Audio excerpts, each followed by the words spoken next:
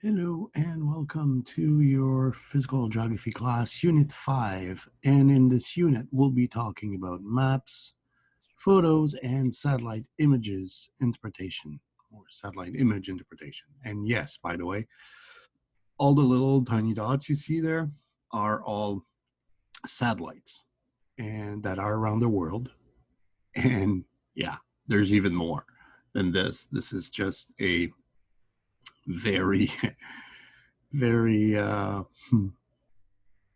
old representation of the image, the satellites that are there. Okay, so we'll start with the maps. In the maps, there's something that that you can use. There's different type of maps, of course, but there's one that, well, most of the maps anyway, are using what we call the longitude and latitude, longitude.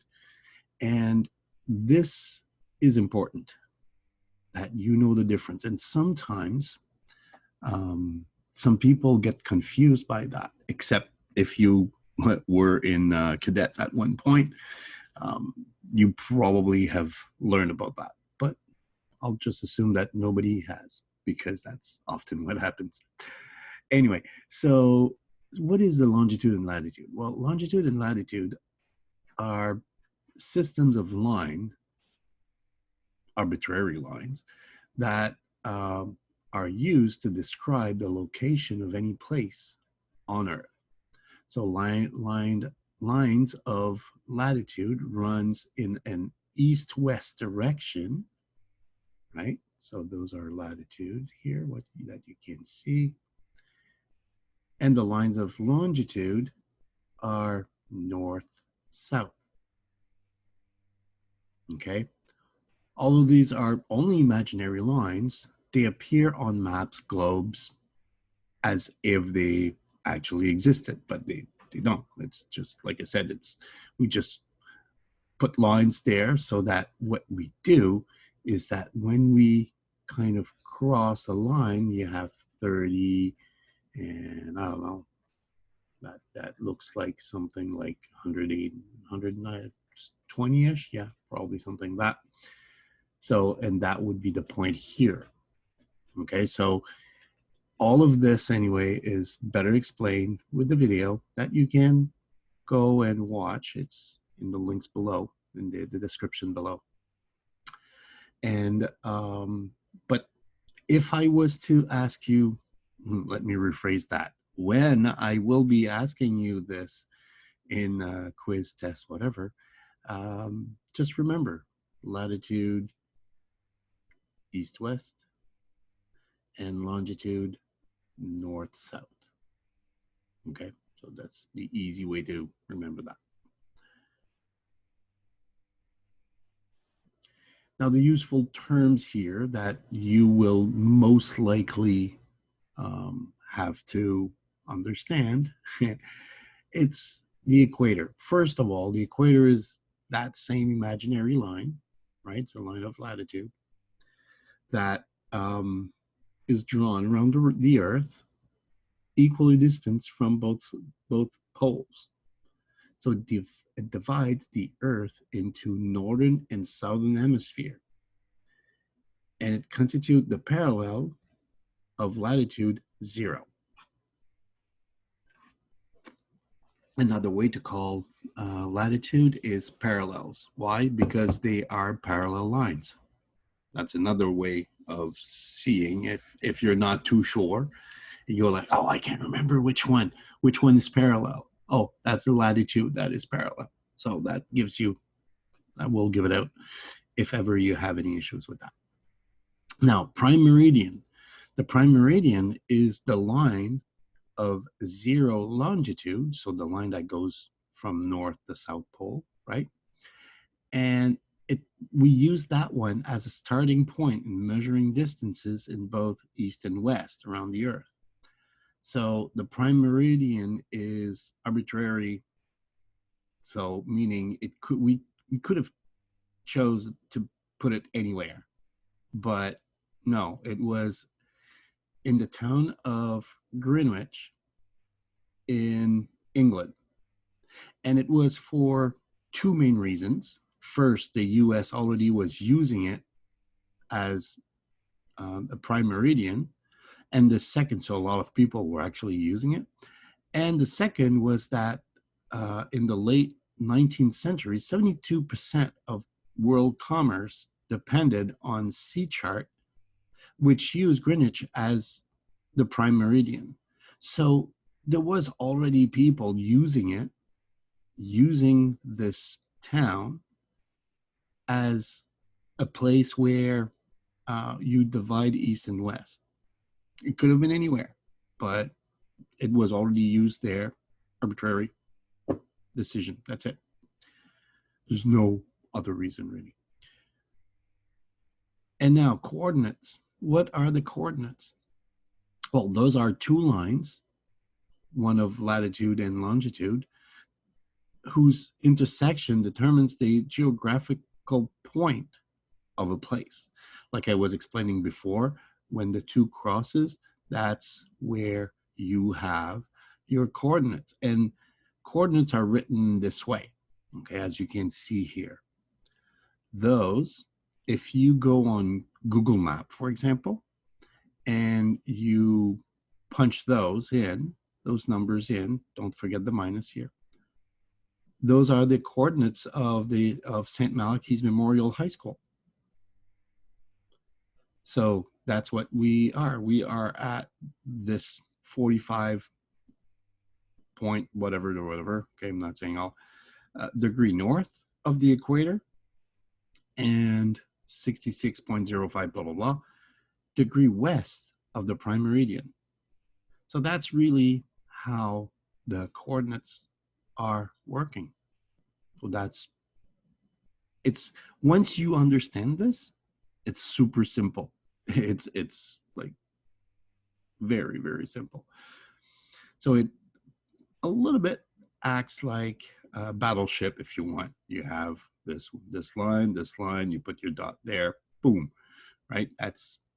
It works this way, except that it's just to locate different things on the planet easily. And that's how your GPS is working, basically, actually. It's using coordinates to tell you where you are and where to go and how to get there. All right, maps. Of course, if you are talking about geography, the first thing that will come to mind is maps. But maps are only one of the many items or tools that we use in geography. There are many different types of maps. There's political maps, physical maps, topographic maps, climatic maps, economic and resource maps, and road maps. Those are like the most common ones. So in short, a map is to visually see one or two points of interest. So if you have an idea of what's going on, what we do in this situation, what is this, and how do we know how many, I don't know, how many teens do you have in St. John, and where do they mainly live? Well, you use a map, and this map will give you the age group depending on where they live, right? Because everything is known like that. So that's what it is. Now, the type of the most used maps, if you are talking about a political map, it shows countries, provinces. It will often have straight lines. Political maps usually have straight lines.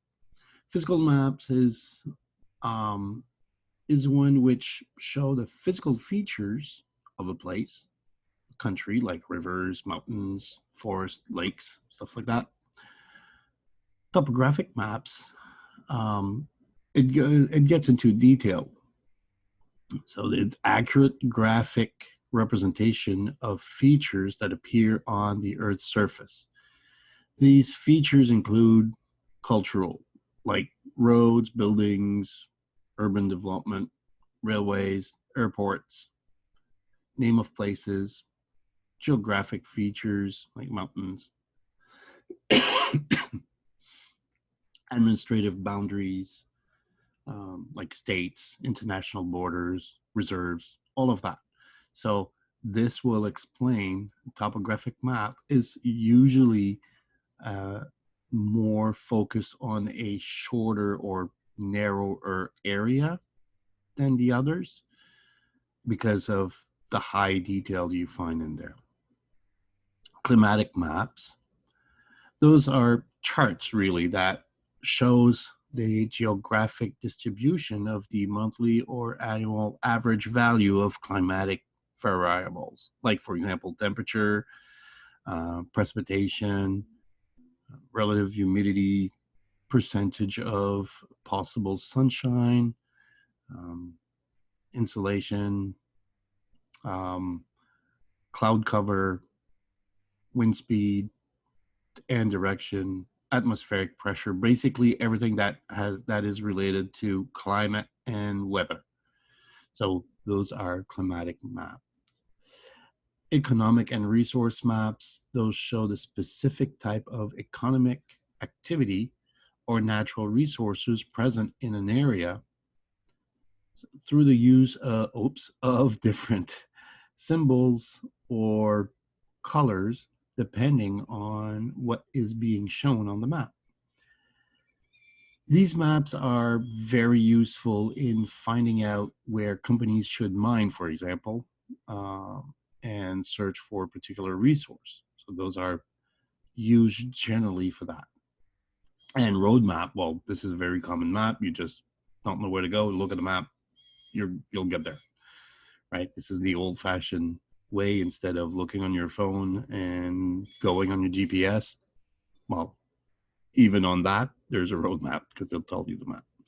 So the next few slides are just going to be examples of that. You will see what is represented in those maps, those type of maps. Like for example, here, this is a political map.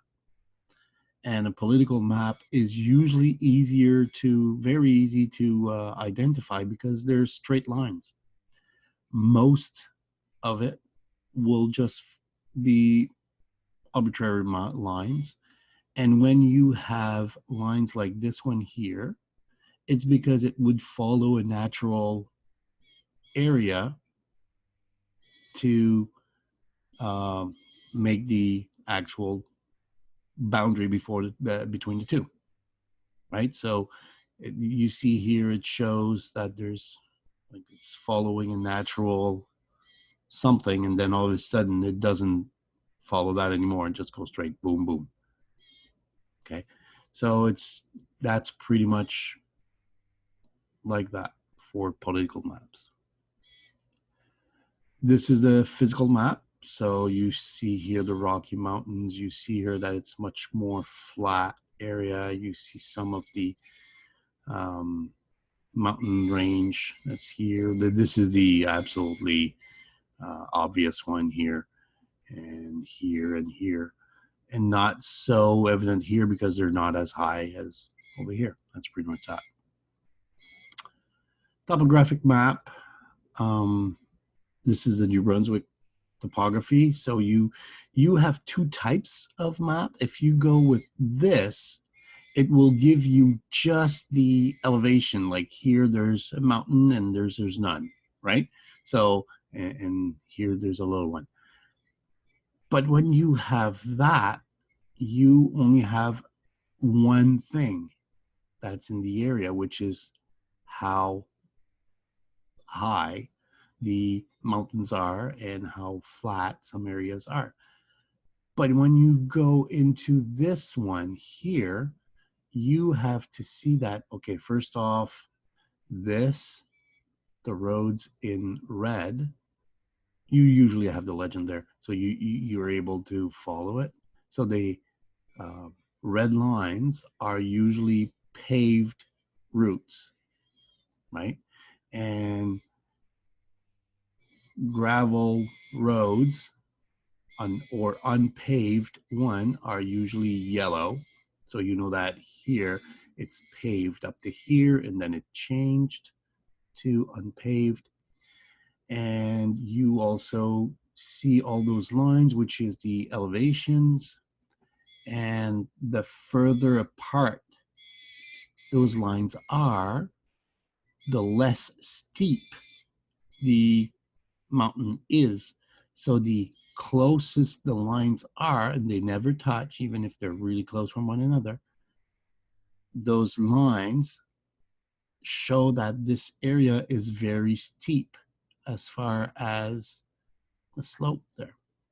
And just go on this video here. It's going to be in the link below, in the description below. So just go there, and they actually explain topographic maps very well. It's a short video. It's not too long. All right, climate maps. So this shows, as you can see, just gives the general climate. Like down here, it's warmer than here. As you can see, if you look here down by the coast where St. John is right there, on each side, the climate tends to be a little bit cooler than, let's say, from in Fredericton, for example, right? And if you go here, well, then you're freezing. And as you can see, it's not cut and dry. There's some areas that are very good weather and around not so much. And that's pretty much that. So that's a climate map. Economic and resource map. So this map shows in Canada all the resources that we have. Like, for example, the type of forests that are around in this case. And here, okay, you have another map that will show, and this is an older map, of course, but it shows the population growth between July 1st and June 30th, so about 1 year from 2013 to 2014. So in this area, you could see that people were growing, were going there. There was a lot of people going there. And here, not so much. And wherever it's white, it's sparsely populated. So there's so few people in those areas that they did not have any real data on it. So that's what it is. So it shows where people were going more than anywhere. So people were going to PEI to live in Moncton area and Fredericton area, and St. John was pretty much staying the same, and so would be Edmundston and all that area, and Carrickett and all that area, the peninsula, all that, like Nova Scotia. Anyway, so you can see what I mean. And then there's road maps. That's, yeah, that's a fun one. I really like those maps. It gives you what the roads are and where to go and how to get there, pretty much. Satellite imagery now. Yeah, we do use satellite. Guess what? We use it for not only creating maps, but we use it for a lot of things. There's a lot of satellites, as you may have noticed, and more to come. But that's because we use them. Those are tools that we use. So the Earth observation imagery or spaceborne photography, that's satellite imagery, are images of the Earth or other planets. As a matter of fact, we also have some on the moon and Mars, just to give you those two examples. And they're collected by imaging satellites that are operated by the government and businesses around the world. And the satellites imaging companies sell images by licensing them to government and businesses such as Apple Map and Google Maps. So they don't necessarily have their own, some do, but most of the time, the companies sell the image to those businesses. And there's an example here. You just have to click the link will be below, and it will give you an example of satellite imagery. If you want to, you can just go on Google Map and look at it. Satellite, click on that, you'll have it. I don't know how Apple Maps are working. I just know Google Maps. I assume it's the same. Now, how to interpret them? Well, first off, you have to look at the scale, because you don't know if you're looking at a town or a country, right? So most of us will find the first thing we want to do when looking at a satellite is identify the place familiar to you. So that's what you need to go and look for. So do you know the place? Look for a scale. So do you know the place? Do you know what you're looking at? If you do, it will give you a better idea of the scale. And look for patterns, shapes, and texture. Body of waters, that's another thing you knew, you go. So if you don't really know it, and you kind of know, but you're not too sure, look for patterns. What are you looking at? Are you looking at water, rivers, lakes, oceans? Those are very simple to identify because they tend to have a unique shape. And they show up on maps. Those shapes will show up on maps. So that's fairly simple to do. So define the colors. So sometimes the color in the image will depend on what kind of light the satellite instrument measures.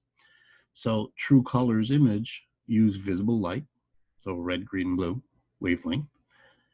So the colors are similar to what a person would see from space.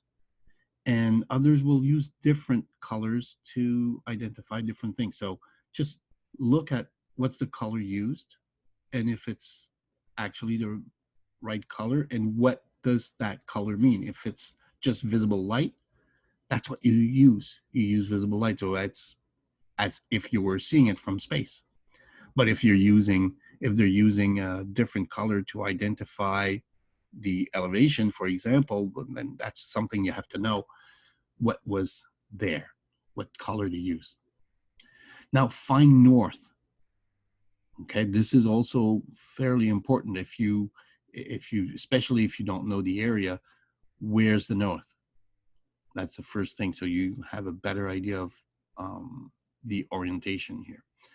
So when you get lost, the simplest way to figure out where you are is to find a familiar landmark and orient yourself with respect to it. So that is what you do here. So you go find north, and then from there you'll be able to find a landmark, and then from there you are able to orient yourself better. So consider your own knowledge. You probably know more than what you give credit for, what you give yourself credit for. So perhaps the most useful tool for interpreting a satellite image is knowledge of the place. And this is absolutely true. If you know the place, it will be easier to find, well, to orient yourself. It's normal. If you know that a wildfire burnt through a forest last year, it's easy to figure out that the dark brown patches of forest is probably a burn scar, not a volcanic flow or a shadow, right? So you have to figure out what you already know about the area, and is it possible to have a picture of that? A good example I can give of this is that there's a guy that was saying at one point, well, there's a volcano that is about to erupt. And once we looked at it, there was not even a volcano in the area. Was volcanic activity, but the volcano itself wasn't there. So what was he seeing on the satellite images, which looked very much like a plume from a volcano? But in fact, what the satellite was picturing was heat that was released in the area. Since it was a volcanic area, there was a fault in that area, and a lot of heat was going out from that crack in the lithosphere, or in the crust. So it wasn't a volcano that was about to erupt. It was just a crack that let a lot of heat out. So stuff like that, that's what you need to know. You need to know what you're looking for. So that was the find a color that he did not do correctly. And all of this is just based on your knowledge, right? And he said it himself. He said, I'm not sure about this. I'm not from the area. So if there's anybody in the area that would be able to tell me, so somebody actually went there and said, I live near the area, I'll go. And he went there, took pictures and sent it to him. So he said, well, this is what it is. This is what you're seeing. There you go. So that's how to interpret the satellite imaging. Questions. What's a longitude? What is a latitude? What are coordinates? What's the name of latitude 0? From which city in UK starts the longitude 0? Name the types of maps we talked about in this unit. And what are the 5 steps to interpret a satellite image? Remember, those questions might or might not come back to haunt you. They will. And this is the end of Unit 5, Maps, Photos, and Satellite Image Interpretation. Oh, by the way, this is what will most likely look like because there's 50,000 new satellites planned through 2029. As you can see, there's different types. There's low orbits that you see mainly here in blue. Higher orbits, it depends, right? And a lot of them are geostationary, so they stay and they turn with the Earth, right? And those are the different companies that plan to send satellites there. And one that you probably know a little bit better because of all the publicity around is SpaceX. Sorry. It's SpaceX. He plans on sending a lot of satellites to give internet access to everybody around the world. So it will be blanketed with SpaceX satellites to give everybody on the planet, regardless on where you are, a access to internet. So, which is kind of cool, I think. It's not fun because there's a lot of, as you can see, a lot of satellites, and it's not too good for astronomy, for example. But yeah, and there's quite a bit of other companies that are doing the same. Anyway, that's it for this unit. So take care and see you later.